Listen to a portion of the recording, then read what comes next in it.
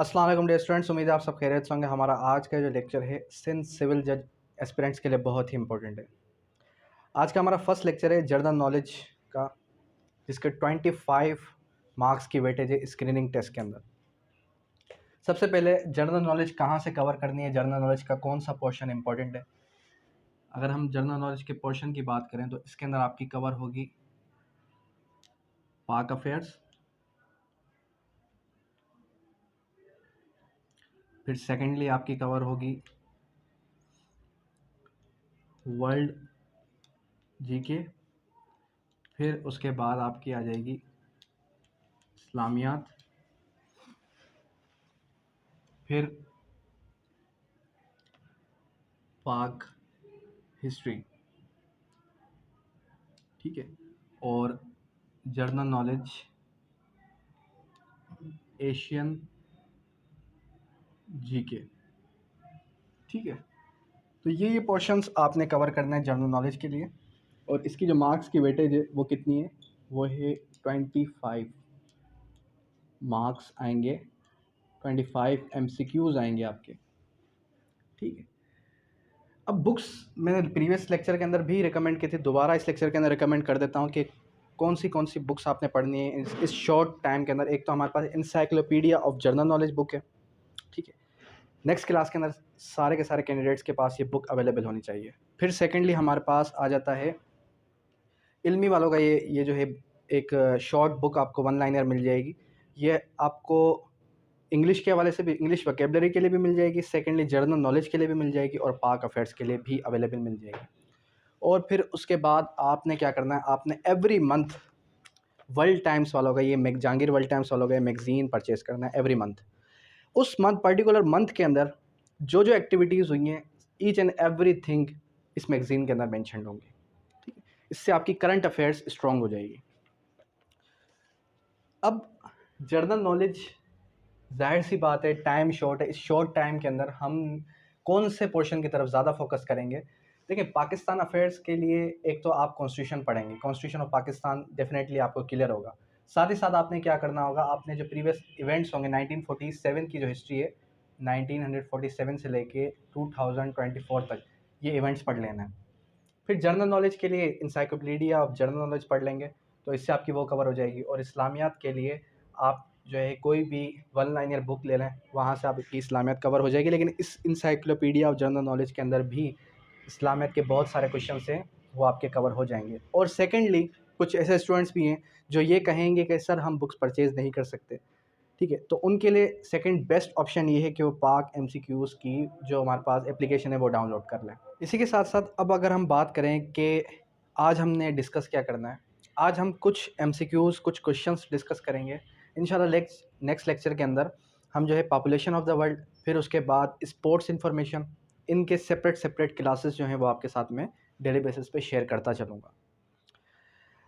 Daily basis पे आपकी जो क्लास होगी जनरल नॉलेज की वो होगी 3 डेज़ इन अ वीक, और 3 डेज़ इन अ वीक होगी आपकी इंग्लिश की, और 5 डेज़ आपकी जो क्लास होगी वो होगी लॉ की। लॉ का जो टाइम है वो डेफिनेटली आपको पता है कि हमने लॉ पे ज़्यादा फोकस करना है, तो इसीलिए लॉ की जो टाइमिंग है वो 1 से 1.5 घंटा होगी। और जो आपकी ये अपना जनरल नॉलेज और इंग्लिश की जो टाइमिंग होगी वो होगी 40 मिनट्स। तो खैर, आज के जो क्वेश्चंस हैं वो डिस्कस करते चलते हैं, कौन कौन से क्वेश्चंस इंपॉर्टेंट है।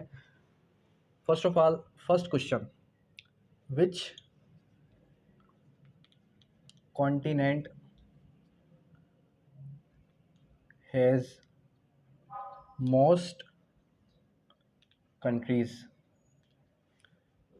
क्वेश्चंस पहले लिख लेता हूं, अगर किसी को आंसर आते हैं तो वो कमेंट बॉक्स पे बता सकता है। Secondly, which continent has most languages. फिर थर्ड क्वेश्चन आ जाता है, which continent has the most fresh water.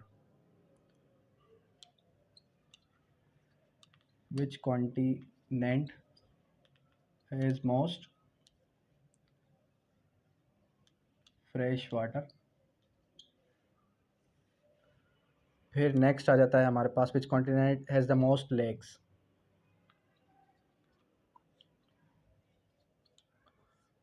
फिर आ जाता है which continent has the most deserts. फिर डिजर्ट्स के बाद आ जाएगा आपका which continent has the most reverse.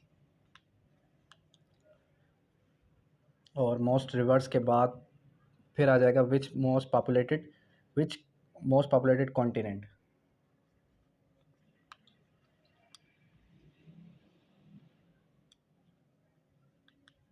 ठीक है।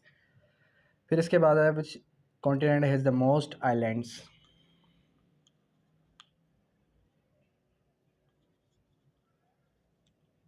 अब इनके आंसर्स की तरफ बढ़ते हैं। सबसे पहले का है अफ्रीका, सेकंड का है एशिया, थर्ड का हमारे पास आ जाए एंटार्क्टिका, फिर फोर्थ का हमारे पास आ जाता है मोस्ट लेक्स का north America,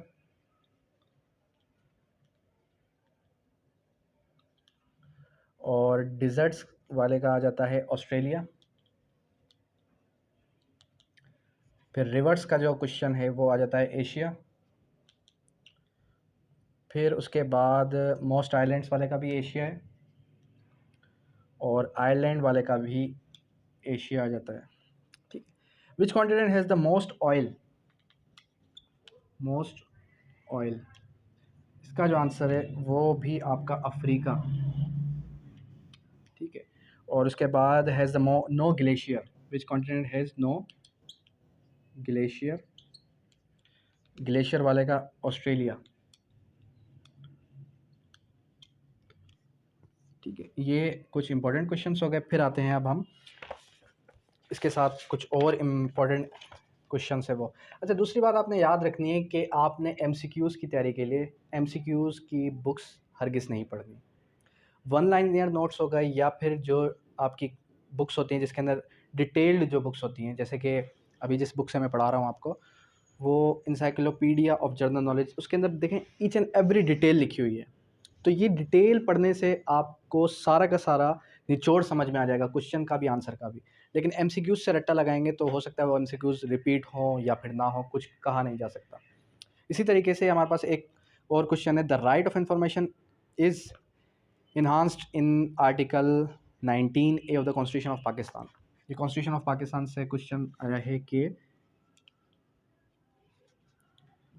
right of information,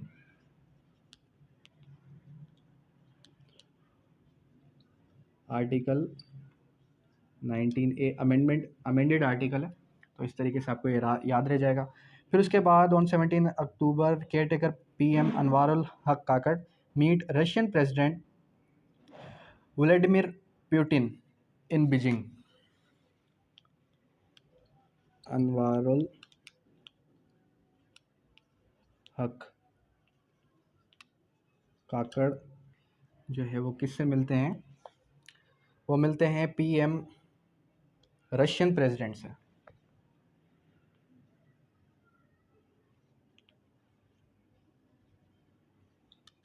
Russian president से, और इसकी जो डेट है वो कौन सी है? 17 अक्टूबर 2023।